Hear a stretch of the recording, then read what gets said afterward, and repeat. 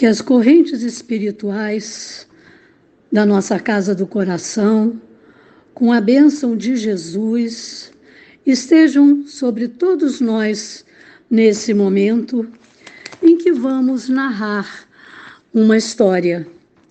Essa história, o autor é desconhecido, mas ela chegou às minhas mãos.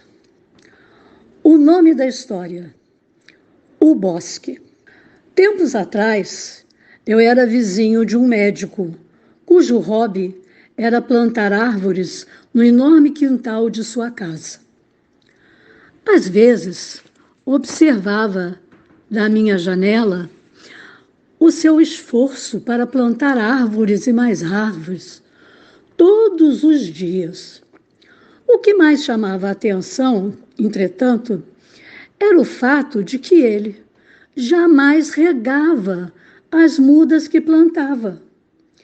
Passei a notar, depois de algum tempo, que suas árvores estavam demorando muito para crescer. Certo dia, então, resolvi aproximar-me do médico e perguntei a ele se ele não tinha receio de que as árvores não crescessem, pois eu percebia que ele nunca as regava. Foi quando, com um ar assim muito orgulhoso, ele me descreveu a sua fantástica teoria. Ele me disse que se regasse suas plantas, as raízes das plantas se acomodariam na superfície e ficariam sempre esperando pela água mais fácil que vinha de cima.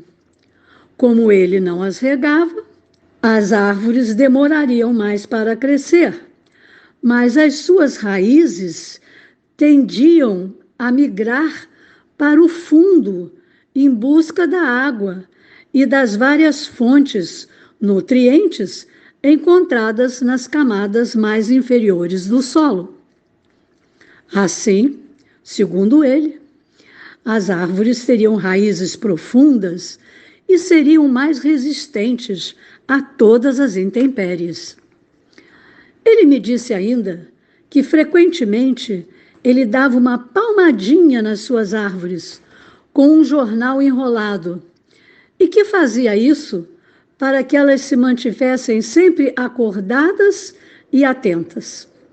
Bem, essa foi a conversa que tive com aquele meu vizinho. Logo depois, eu fui morar em outro país e nunca mais o encontrei. Vários anos depois, ao retornar do exterior, fui dar uma olhada na minha antiga residência. Ao aproximar-me, notei um bosque que não havia antes. Meu antigo vizinho havia realizado seu sonho. O curioso é que aquele era um dia de um vento muito forte e gelado, em que as árvores da rua estavam arqueadas, como se não estivessem resistindo ao rigor do inverno. Entretanto, ao aproximar-me do quintal do médico, notei como estavam sólidas as suas árvores e praticamente não se moviam, resistindo implacavelmente àquela enorme ventania.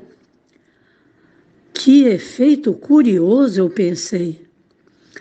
As adversidades pelas quais aquelas árvores tinham passado, levando palmadelas e tendo sido privadas de água, pareciam tê-las beneficiado, de um modo que o conforto, o tratamento mais fácil, jamais conseguiriam. Todas as noites, antes de ir me deitar, dou sempre uma olhada em meus filhos. Eu acho que eu aprendi alguma coisa com esse meu vizinho, porque eu me debruço sobre as suas camas e observo como têm crescido. Frequentemente, eu oro por eles.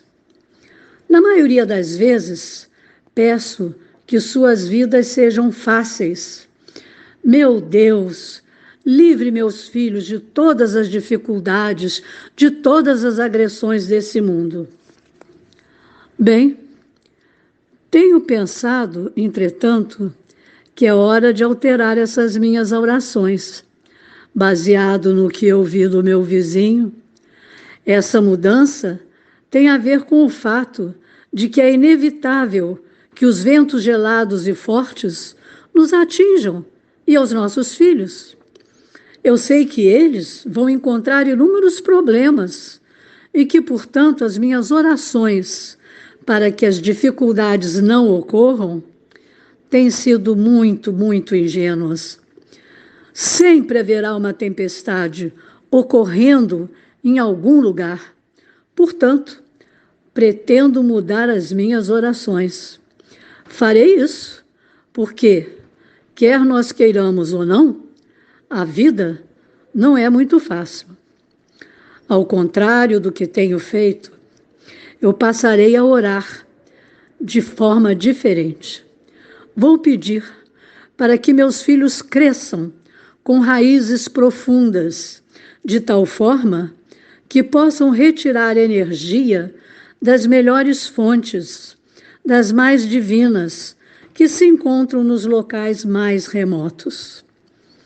Oramos demais para termos facilidades, mas, na verdade, o que precisamos fazer é pedir para desenvolver raízes fortes e profundas, de tal modo que, quando as tempestades chegarem e os ventos gelados soprarem, resistiremos bravamente, ao invés de sermos subjugados e varridos para longe.